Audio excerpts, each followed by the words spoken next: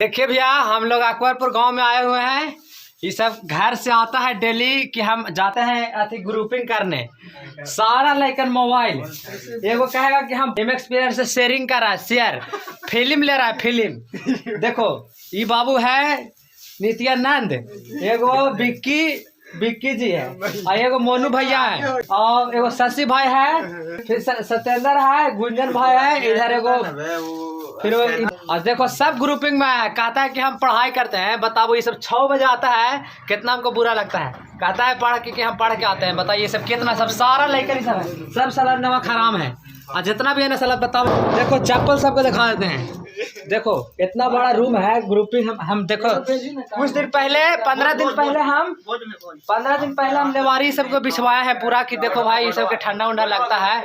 बताइए तो ये सब कितना बड़ा गद्दारी करता है। 4:5 गुना दूर लिखा सब कोचिंग पढ़ाए रे, कुछ है रे, ये आंसर पता नहीं चल रहा है।